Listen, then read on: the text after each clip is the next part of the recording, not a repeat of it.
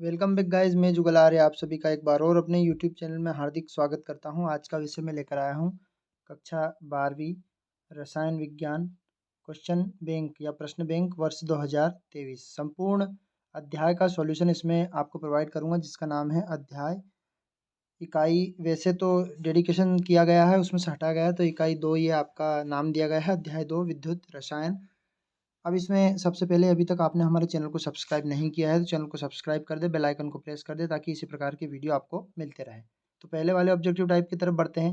Cathode पर होने वाली क्रिया कौन सी क्रिया कहलाती है? तो कैथोड पर होने वाली क्रिया अवकरण क्रिया कहलाती है। बा वाला ऑप्शन इसका सही रहेगा।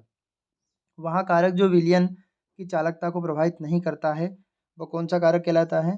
तो उपरोक्त सभी कहलाते हैं, मतलब वो तनुता, विद्युत अपघट्य की प्रकृति, तापक्रम, इस पर सभी पर प्रभावित करता है। एक फैराडे का मान कितना होता है? तो एक फैराडे का मान होता है 96,500 होता है। 96,500 गुलाम एक फैराडे का मान होता है। संचायक सेल में प्रयुक्त होने वाले पदार्थ का नाम बताइए। तो संचायक सेल में प्रयुक्त होने वाला पदार्थ आपका सा वाला ऑप्शन सही रहेगा। इसका लेड जो होता है संचायक सेल में प्रयुक्त है। लोहे पर जंग लगना कौन सी क्रिया है?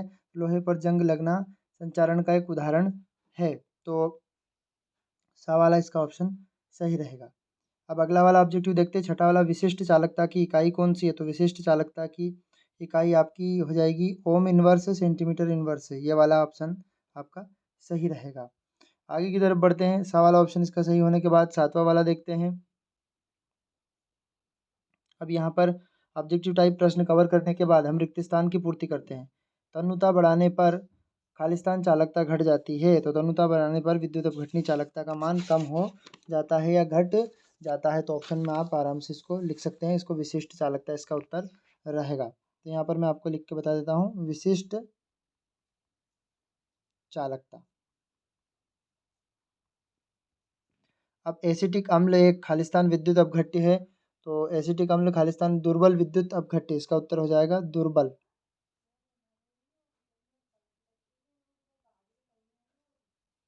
विद्युत अपघट्य। विलयन का प्रतिरोध ताप बढ़ाने पर खालिस्तान होता है, तो विलयन का प्रतिरोध ताप बढ़ाने पर कम हो जाता है या घट जाता है। दो प्रकार से इसको आप लिख सकते हैं। अगला वाला देखते हैं। मानक हाइड्रोजन इलेक्ट्रोड विभव का मान कितना होता है? तो मानक हाइड्रोजन इलेक्ट्रोड का विभव का मान हमेशा 0 होता है। पांचवा वाला देखते हैं। वहाँ युक्ति जिसमें रासायनिक ऊर्जा का विद्युत ऊर्जा में परिवर्तन क्या कहलाता है? तो वहाँ सेल कहलाता है। रासायनिक ऊर्जा का विद्युत ऊर्जा में परिवर्तन सेल कहलाता है। अगला देखते हैं। वे पदार्थ जो जलीय विलयन में अधिक आयनित होते हैं खालिस्तान कहलाते हैं। वो प्रबल विद्युत अपघट्य होते हैं जो जलीय विलयन में आयनित हो जाते हैं। तो इसका उत्तर हो जाएगा प्रबल विद्युत अपघट्य। अब जोड़ी की तरफ बढ़ते हैं, जोड़ी बना लेते हैं। दुर्बल विद्युत अपघट्य, तो दुर्बल विद्युत अपघट्य का आपका बा वाला ऑप्शन सही रहेगा, NH4OH। प्रबल विद्युत अपघट्य, प्रबल विद्युत अपघट्य का मान क्या होता है? तो प्रबल विद्युत अपघट्य ऑप्शन नंबर दा वाला इसका सही रहेगा। दा वाला ऑप्शन सही रहेगा, HCl। फिर संचारण जंग लगना, धात्विक चालकता सदैव धात्विक चालकता का मान होता है, तो चौथे का आपका ऑप्शन नंबर सा वाला सही हो जाएगा, Al एल्यूमिनियम। मानक हाइड्रोजन विभव, तो मानक हाइड्रोजन विभव का हो जाएगा आपका 0 वोल्ट। यहाँ पर मानक हाइड्रोजन इलेक्ट्रोड विभव पर हमेशा वोल्टता 0 हो जाती है। एक शब्द में उत्तर की बात करते हैं। दो इलेक्ट्रोडों को संयुक्त करने वाली युक्ति खालिस कहलाती है, तो वो दो इलेक्ट्रोडों को संयुक्त करने वाली युक्ति क्या कहलाती है? सेल कहलाती है। फिर तीसरा वाला देखते हैं। विद्युत अपघटनीय क्रिया जिन नियम का पालन करती है वे नियम कहलाते हैं। तो विद्युत अपघटनीय क्रिया फेराडे के नियम का पालन करती है, तो इसका दूसरे का उत्तर रहेगा फेराडे। अब थर्ड वाले की तरफ चलते हैं। वहाँ क्रिया जिसमें ऑक्सीकरण और अपचयन अभिक्रिया कहलाती है, वो तो वो रेडॉक्स या उपापचय अभिक्रिया कहलाती है, तो इसका उत्तर हो जाएगा रेडॉक्स अभिक्रिया। पदार्थ वे जो विलयन में आयनित होते हैं खालिस्तान कहलाते हैं। विलयन में आयनित होते तो क्या कहलाते हैं? वो विद्युत अपघट्य कहलाते हैं, तो इसका उत्तर हो जाएगा विद्युत अपघट्य। पांचवा वाला देखते हैं। निम्नलिखित जिसके द्वारा अल्प विलेय लवण की विलेयता ज्ञात की जाती है, तो वो कोलराउस का नियम कहलाता है, तो इसका उत्तर रहेगा कोलराउस, कोलरास।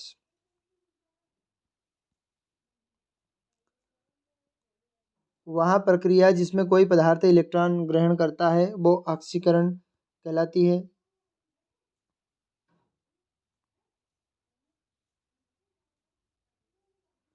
अब अति लघु उत्तरी की बात करते हैं। अति लघु उत्तरी प्रश्न यहाँ पर 6 प्रश्न दिए हैं, इनका उत्तर मैं आपको संपूर्ण प्रोवाइड कर रहा हूँ।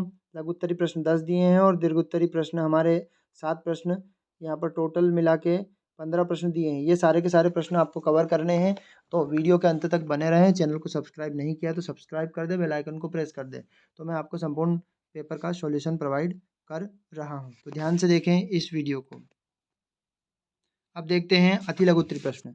तो यहाँ पर थोड़ा सा मैं बता देता हूँ आपको कि इस चैप्टर में से कितने अंक, टोटल 9 अंक के आने वाले हैं। तो वैकल्पिक टाइप प्रश्न मैंने अभी बता दिए हैं, ऊपर की तरफ स्क्रॉल करके आप देख लें। और यहाँ पर 2 अंक का एक प्रश्न आएगा और एक 5 नंबर का, यानी कि एक बड़ा सा क्वेश्चन आने वाला है। तो बड़े बड़े क्वेश्चन मैं आपको समझा रहा हूँ और 2 अंक के प्रश्न भी आपको बता रहा हूँ। तो पहले वाले ज़्यादा समय ना लेते हुए, क्योंकि वीडियो हमारे लेंथी होते हैं, इसलिए हम ज़्यादा समय ना लेते हुए फटाफट इनको आप समझ लेते हैं। ऑक्सीकरण क्रिया से आप क्या समझते हैं? तो किसी तत्व की संयोजकता में वृद्धि ऑक्सीकरण कहलाती है। तो 2 नंबर में आप इतना लिख दोगे, आपको आराम से इसके नंबर मिल जाएंगे। यदि उदाहरण पूछे तो मैंने उदाहरण भी आपको तैयार करके बता दिया गया। अब अपचयन अभिक्रिया क्या कहलाती है? जब पदार्थ विद्युत धनात्मक अथवा हाइड्रोजन का योग एवं ऑक्सीजन का हाश, मैंने ऑक्सीजन इसमें निकल जाती है अपचयन अभिक्रिया में, तो वो क्या कहलाती है? आपकी अपचयन अभिक्रिया। ये भी आपका 2 नंबर का प्रश्न कवर हो गया।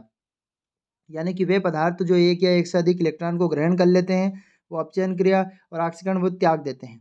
अब फिर अगला देखते हैं, थर्ड वाला, विद्युत रसायन किसे कहते हैं?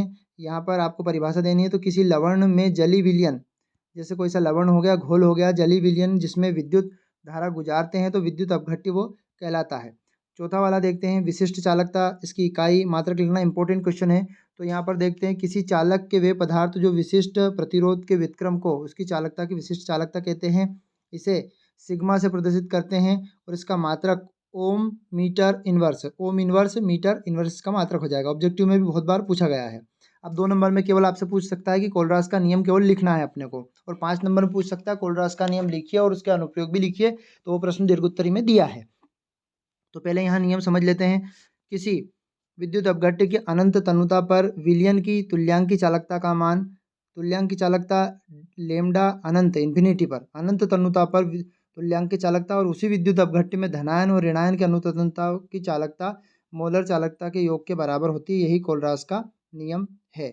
अब आगे की तरफ बढ़ते संचारण। संचारण का मोस्ट इंपॉर्टेंट, जब धातु को अपने आसपास अम्लीय नमी यानी कि नम वायु की उपस्थिति में धातु यदि हवा के संपर्क में आएगी तो धीरे धीरे उसकी सतह पर काली परत चढ़ने लगती है, वही संचारण कहलाती है। इसके बचाव वगैरह भी आएंगे तो वो आपके दीर्घ उत्तरी में बताऊंगा। अब लघु उत्तरी की बात करते हैं। लघु उत्तरी ये भी 2 अंक में आ सकता है। ओम का नियम। अब ओम का नियम क्या है? ओम का नियम, किसी चालक तार के 2 सिरों के मध्य उत्पन्न विभवांतर V और उसमें बहने वाली धारा के निश्चित अनुपात होता है, वो ओम का नियम। यानी कि मेरी भाषा में यदि समझो तो किसी चालक में प्रवाहित होने वाली धारा का मान उसके विभवांतर V के समानुपाती होता है। तो V बराबर I R हो जाएगा। ये आपका ओम का नियम हो गया। 2 नंबर में आप इसको लिख सकते हैं, किसी चालक में प्रवाहित होने वाली धारा उसके विभवांतर के समानुपाती होता है। ये इसका नियम यहाँ पर नीचे दे दिया। विशिष्ट चालकता, यहाँ पर अति लघु उत्तरी में मैंने पहले ही बता दिया ये प्रश्न, इसलिए यह प्रश्न क्रमांक चौथा आप देख सकते हैं। आप वीडियो को नीचे लाएं और देख सकते हैं। लाइक करना ना भूलें। सेल से विद्युत वाहक बल से आप क्या समझते हैं? तो सेल का विद्युत वाहक बल एकांक धनावेश में परिपथ में बहने वाली धारा या प्रवाहित होने के लिए सेल द्वारा किया गया कार्य, उसके आवेश को दी गई ऊर्जा, सेल का विद्युत वाहक बल कहलाता है। यहाँ पर भी ये 2 नंबर का प्रश्न कवर हो गया, ज़्यादा लिखने की जरूरत नहीं है। अब कोलरास का नियम क्या है, इसके अनुप्रयोग लिखे। तो कोलरास का नियम वहाँ पर हमने बताया कि किसी विद्युत अपघट्य की अनंत तनुता पर समस्त विद्युत अपघट्य के धनायन और ऋणायन के योग के बराबर होता है। यानी कि ये हो गई आपकी अनंत तनुता और ये इसका धनायन और ये हो गया इसका ऋणायन, इसकी चालकता के योग के बराबर होता है। तो ये इसका नियम हो गया। अब इसके अनुप्रयोग, तो कोलरास के नियम के अनुप्रयोग, तो कोलरास के नियम दुर्बल विद्युत अपघट्य, पहला वाला, कोलरास के नियम की सहायता से दुर्बल विद्युत अपघट्य की आणविक चालकता या तुल्यांकी चालकता की परिकलन द्वारा सरलता से की जा सकती है। मान लीजिए कि अनंत तनुताओं में एसिटिक अम्ल है, तो एसिटिक अम्ल से यहाँ उदाहरण समझा हमने। एसिटिक अम्ल ले लिया, फिर इसमें हाइड्रोजन को अपने प्लस ले लिया और CH3COOH पे माइनस ले लिया, तो इनका योग किसके बराबर होता है? तो ये कोलरास के नियम के अनुसार इसकी गणना करी हमने। फिर इसके बाद दूसरा वाला देखते हैं, आणविक चालकता पर। तो दुर्बल विद्युत अपघट्य के लिए अनंत तनुताओं की मोलर चालकता ज्ञात करने में। तीसरा, इसका वियोजन की मात्रा की गणना करने में, माने मोलर चालकता का मान वियोजन माने बांटना की मात्रा पर निर्भर करता है। तो इसका यहाँ से देखते हैं अल्फा, इसका अनुपात। अब यहाँ पर देखने के बाद दो अनुप्रयोग के बाद हम समझते हैं पांचवा वाला क्वेश्चन। तो इसमें मानक हाइड्रोजन इलेक्ट्रोड विभव क्या है? तो मानक इलेक्ट्रोड विभव अर्ध सेल या इलेक्ट्रोड, मानक इलेक्ट्रोड विभव E0 का विभवांतर जो कि किसी इलेक्ट्रोड उसके अपने ही आयनों का एक मोलर सांद्रता जो कि 298 केल्विन ताप पर डुबाने से उत्पन्न होता है। यदि इलेक्ट्रोड गैसीय है तो गैस का दाब वायुमंडलीय होना चाहिए, अर्थात मानक ताप या मानक दाब से प्राप्त होता है। जैसे कि विभवांतर मानक इलेक्ट्रोड विभव कहलाता है। IUPAC प्रणाली में अपचयन विभव को ही मानक इलेक्ट्रोड विभव कहते हैं। अर्धसेल क्या होता है और इसका निरूपण कीजिए। तो इलेक्ट्रोड पर बहने वाली ऑक्सीकरण या अपचयन यानी कि त्यागना या ग्रहण करना इलेक्ट्रॉन को अर्ध अभिक्रिया क्या अर्धसेल कहलाता है। एक उदाहरण दिया है इसमें जिंक का। जिंक आपका सॉलिड है, यहाँ पर लिक्विड में देखते हैं Zn+ और इलेक्ट्रॉन का त्याग दिया, यह ऑक्सीकरण हो गया। फिर कापर प्लस इलेक्ट्रॉन का अपचयन कर दिया यहाँ पर, तो ये इलेक्ट्रॉन को ग्रहण कर लिया। ये ऑक्सीकरण और अपचयन यानी रिडक्स का काम करता है। सेल का स्थिरांक क्या है? किसी चालक सेल में इलेक्ट्रोड के बीच की दूरी तथा एक इलेक्ट्रोड के अनुप्रस्थ क्षेत्रफल का तापमान सेल स्थिरांक कहलाता है। यानी कि इनका अनुपात यानी कि x = L/A सेल स्थिरांक का मात्रक। अब आगे की तरफ बढ़ते हैं।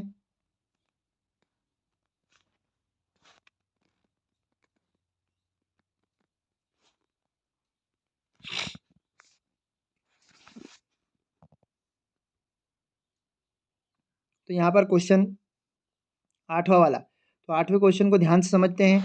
8वें क्वेश्चन में कहा गया है किसी पदार्थ की विद्युत चालकता को प्रभावित करने वाले कारक बताइए। तो पदार्थ की विद्युत चालकता किन किन कारकों पर निर्भर करती है?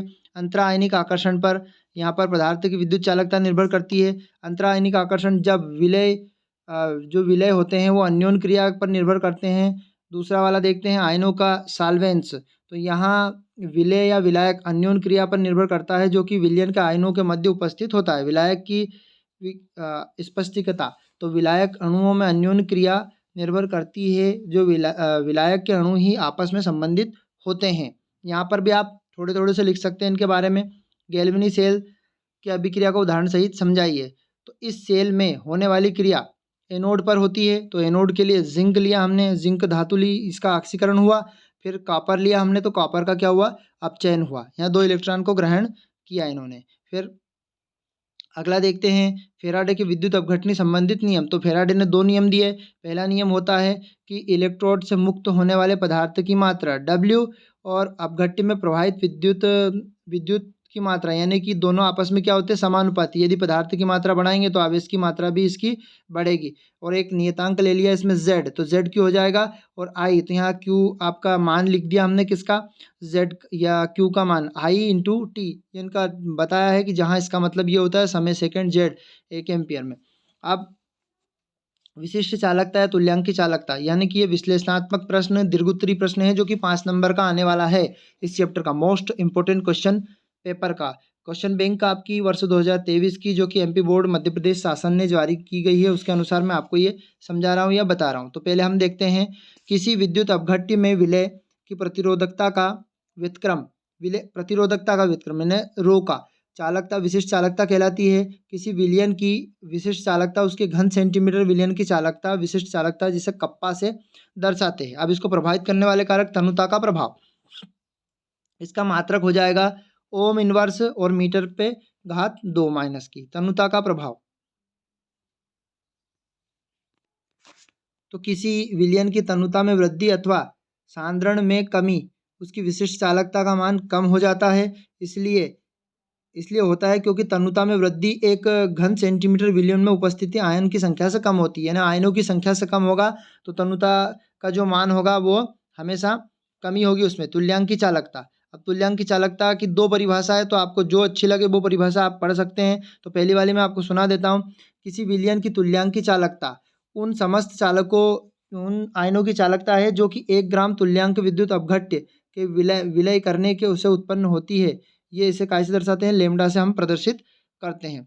अब इकाई चालकता, इसके जो मात्रक है इकाई जो है ओम इनवर्स सेंटीमीटर वर्ग सेंटीमीटर, तुल्यांक इनवर्स हो जाएगा। तनुता का प्रभाव, ये आणविक चालकता, ये भी 2 परिभाषा दी है, आप इनको ध्यान से देखकर नोट कर सकते हैं।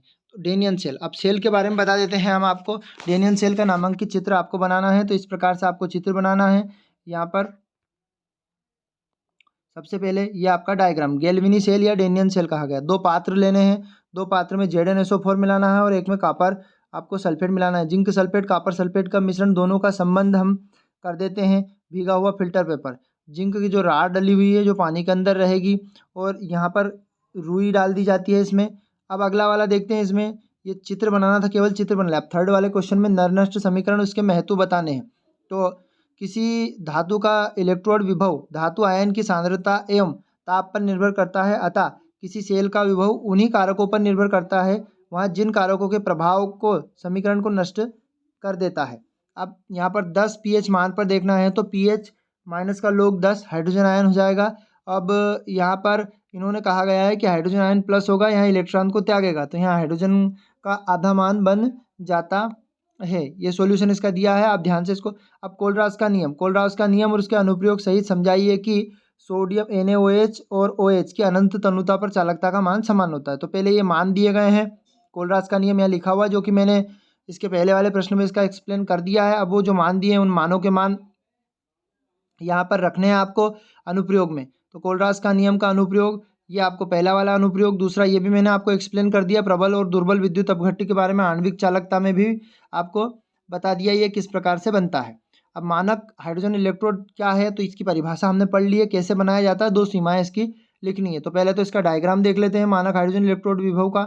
इसमें हाइड्रोजन गैस होती है, जिसमें प्लेटिनम की एक पत्ती होती है जिसमें हाइड्रोजन गैस प्रवाहित की जाती है। तांबे के तार से ये लटका हुआ होता है, तांबे का तार। और शुद्ध यहाँ पर हाइड्रोजन गैस प्रवाहित करने पर एक वायुदाब जिसका 298 केल्विन ताप लिया जाता है, और पारे से इसको मापन किया जाता है। ये मैंने अपने को समझा दिया, आपको यहाँ पर लिखा हुआ भी है, या आप ध्यान देखकर इसको पढ़ सकते हैं और स्क्रीनशॉट भी आप इसका ले सकते हैं। फिर छठा वाला देखते हैं, सेल स्थिरांक किसे कहते हैं। विशिष्ट चालकता सेल स्थिरांक के बारे में संबंध स्पष्ट कीजिए। तो यदि कोई चालक का प्रतिरोध, जिसको R बोलते हैं, लंबाई L होती है, अनुप्रस्थ काट A के व्युत्क्रमानुपाती होता है, यानी कि प्रतिरोध उसके एकांक क्षेत्रफल के व्युत्क्रमानुपाती। और इसका नियतांक लेंगे तो विशिष्ट प्रतिरोध ले लेंगे रो। अब यहाँ पर रो का मान R होता है, जो इसका विपरीत होता है, व्युत्क्रम होता है। अब आगे देखते हैं, विद्युत रासायनिक श्रेणी किसे कहते हैं, इसके लक्षण प्रमुख उपयोग बताइए। तो विद्युत तत्व के मानक अपचयन इलेक्ट्रोड को बढ़ते हुए क्रम में रखने पर जो श्रेणी प्राप्त होती है विद्युत श्रेणी कहलाती है। ये आपका 2 नंबर का बन गया। यदि 5 नंबर में पूछता है तो इसकी श्रेणी का अनुप्रयोग भी, सेल का EFMS मतलब सेल का विद्युत वाहक बल। दूसरा वाला सेल के साम्य स्थिरांक की गणना। तीसरा वाला देखते हैं, तो यहाँ पर अब यहाँ पर दिया हुआ अगला क्वेश्चन 8वां, इलेक्ट्रोड विभव किसे कहते हैं। यहाँ किन किन मानों पर या किन किन कारकों पर निर्भर करता है। जब किसी धातु को उसी धातु के किसी लवण विलयन में रखा जाता है, तो धातु का विलयन के संपर्क में स्थल पर द्वे स्तर उत्पन्न हो जाता है, जिससे फलस्वरूप धातु विलयन के मध्य विभवांतर उत्पन्न होता है। इसे इलेक्ट्रॉन विभव कहते हैं। इसका प्रभावित करने वाले ताप पर, यानी कि ताप का मान बढ़ाते हैं, ताप बढ़ाने पर इलेक्ट्रोड विभव का मान भी बढ़ जाता है। मोलरता पर, सांद्रता की मोलरता में वृद्धि करने पर विभव का मान कम हो जाता है। यदि मोलरता बढ़ाएंगे तो उसके मान में कमी होगी। सुचालकता, यानी कि वे पदार्थ जिनमें से विद्युत का प्रभाव हो जाता है वह सुचालक कहलाती है। वे धातुएं जो अच्छी चालक होती हैं, जिनमें इलेक्ट्रॉन का प्रभाव अधिक होता है, इसे इलेक्ट्रॉन का विभव का मान भी अधिक होगा। गैल्वेनी सेल का निम्नलिखित समीकरण से अभिक्रिया से दर्शाइए। तो ये अभिक्रिया दी हुई है जिंक की। यहाँ पर जिंक इलेक्ट्रोड का कार्य करता है, जबकि सिल्वर इलेक्ट्रोड कैथोड का कार्य करता है। जैसे सेल, ये अपना ये चित्र बना हुआ है, इस चित्र को आप देख सकते हैं। ये चित्र पहले भी एक्सप्लेन किया है मैंने। और प्रथम फैराडे का विद्युत अपघटनी नियम वहाँ पर अति लघुत्तरी में भी दिया और दीर्घ में भी ये दिया। आप विद्युत अपघटनी नियम लिखिए, मतलब वहाँ पर पहला नियम पूछा था, यहाँ पर दोनों नियम। तो पहला नियम मैंने वहाँ समझा दिया, दूसरा नियम देख लेते हैं। जब श्रेणी में लगे हुए विभिन्न विद्युत वाहक बल विलयनों से होकर उसके समान मात्रा में प्रवाहित होते हैं, तो इलेक्ट्रोड का एकत्रित विभिन्न पदार्थ की मात्रा रासायनिक तुल्यांक के समान अनुपात में होते हैं। मतलब कहने का मतलब यहाँ पर बटे में होंगे एक दूसरे के। ये जैसे W1/W2 और E1/E2 ये समान अनुपात में होंगे। अब 11वां वाला क्वेश्चन, शुष्क सेल का नामांकित चित्र बनाकर आपको समझाना है। तो शुष्क सेल का ये रहा आपका चित्र ध्यान से देखें। इसमें क्या क्या होता है, इसमें ग्रेफाइट की बीचों बीच में एक छड़ होती है, ऐसा लिख सकते हैं। और इसमें मिलियन किसका होता है, NH4Cl और ZnCl2 अर्ध ठोस का पेस्ट बना होता है। और जो ग्रेफाइट की छड़ होती है वो कैथोड का काम करती है, और जिंक जो होता है वो एनोड का काम करता है। अब देख लेते हैं इसको, विद्युत शुष्क सेल का। तो ये आपका डेफिनेशन यहाँ से देने के बाद शुष्क सेल का सामान्य उपयोग ट्रांजिस्टर, घड़ियों यानी कि जितने भी इलेक्ट्रॉनिक उपकरण होते हैं लेक्लांसी सेल के रूप में किया जाता है। शुष्क सेल बेलनाकार, जिंक की एक एनोड का कार्य करने वाली एक प्लेट होती है जो बेलनाकार होती है और ग्रेफाइट छड़ से कैथोड के रूप में लगाया जाता है और इसमें घोल होता है NH4Cl का, Zn का और चूर्ण मिला होता है मैग्नीशियम ऑक्साइड का, जिसको मिलाकर बनाया जाता है। ये आपका अब लेड या सेल के बारे में दिया है, तो सेल आप ध्यान से देखें, वीडियो लेंथी हो रहा है, आप ध्यान से देखकर इसको समझ सकते हैं और इसका चित्र भी आपको यहाँ समीकरण सहित आपका दिया है और इसका डायग्राम ये बना हुआ है। तो डायग्राम को देख लें, इसमें सल्फ्यूरिक अम्ल भरा होता है और PbO प्लस PbSO4 दोनों की छड़ बनी होती है, एक धनावेश और एक पर ऋणावेश, मैंने एक एनोड का काम करती है और एक कैथोड का। ईंधन सेल, तो ईंधन सेल के बारे में देख लेते हैं। तो ईंधन सेल ये आपका दिया हुआ है, इसका डायग्राम बना हुआ है। इसमें ऑक्सीजन गैस होती है, एक पे इलेक्ट्रॉन माइनस का होता है, एक त्यागता है और एक इलेक्ट्रॉन को ग्रहण करता है।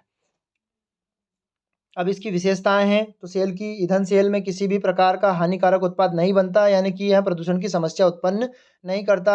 इसकी दक्षता उच्च होती है, 70 से 75% होती है और ऊर्जा के सतत स्रोत यहाँ लगातार विद्युत को उत्पन्न कर सकता है।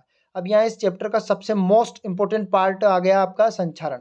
संक्षारण या जंग क्या है, यानी कि धातु की सतह धीरे धीरे नम वायु की उपस्थिति में पड़ी रहती है, तो उस पर संक्षारण होता है। लोहे पर जंग लगना इसका उदाहरण है।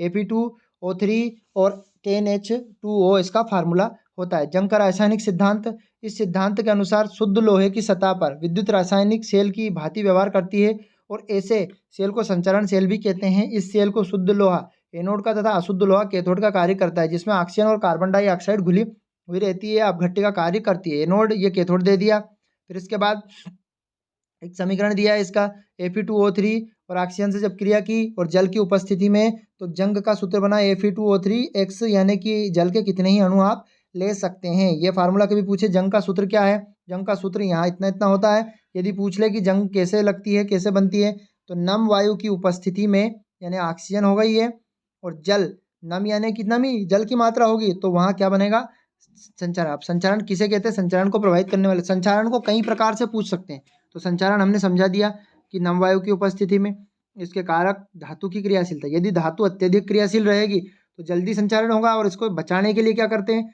लोहे पर जैसे कम क्रियाशील धातु की परत चढ़ाकर। अब अशुद्ध, यानी कि यदि धातु में अशुद्धि मिली होगी तो संचारण अधिक गति से होगा। जल में विद्युत अपघट्य की उपस्थिति, यानी जल में यदि लवण की मात्रा उपस्थित होगी तो संचारण अधिक होगा। यानी कि हमारा जो समुद्र का पानी खारा होता है तो वहाँ पर भी बहुत जल्दी लगने पर उसमें बहुत जल्दी धातु में संचारण होता है। वायु की क्रियाशीलता, यानी वायु में जैसे carbon dioxide, sulphur dioxide, nitrogen oxide घुली हुई होती है, तो संचारण अत्यधिक गति से होगा। अब इनके बचाव, यानी कि लेप लगाकर, धातु की अधिक क्रियाशील धातु पर कम क्रियाशील धातु की लेप लगाकर, है ना, धातु की सतह पर लेपन कर कर, गैल्वेनीकरण कर कर, तेल या ग्रीस लगाकर धातु की सतह को संचारित होने से बचाया जा सकता है। संप्रणि विधि लक्षण से, यानी इस विधि में लोहे पर सबसे अधिक सक्रिय धातु की परत चढ़ाकर, यानी कि अधिक क्रियाशील धातु पर कम क्रियाशील धातु की परत चढ़ाकर, जिससे कि धातु पर धीरे धीरे कम गति से संचारण होगा। तो इस वीडियो के माध्यम से हमने विद्युत रसायन वाला चैप्टर 2 पढ़ा है और जो हटा दिए गए उन चैप्टरों को मैं कवर नहीं करवा रहा हूँ, क्योंकि आदेश के अनुसार मैं आपको प्रश्न कवर करवाऊंगा। तो जय हिंद साथियों, वीडियो के अंत तक बने इसके लिए बहुत बहुत धन्यवाद। हमारे वीडियो को ज़्यादा से ज़्यादा फॉरवर्ड करें, चैनल पर नए चैनल को सब्सक्राइब करें, बेल आइकन को प्रेस करें, ताकि इसी प्रकार की वीडियो आपको मिलते रहे। तो केमिस्ट्री क्वेश्चन बैंक की प्लेलिस्ट मैंने तैयार कर दी है, वो प्लेलिस्ट आप हमारे चैनल के माध्यम से देख सकते हैं और इसके पहले वाले चैप्टर की लिंक आपको देखनी है तो डिस्क्रिप्शन बॉक्स में उनकी लिंक और ब्लूप्रिंट की लिंक भी आपको प्रोवाइड कर दूंगा। जय हिंद साथियों, अगले वीडियो में जल्दी मिलते हैं हम आपसे। Tata, bye bye.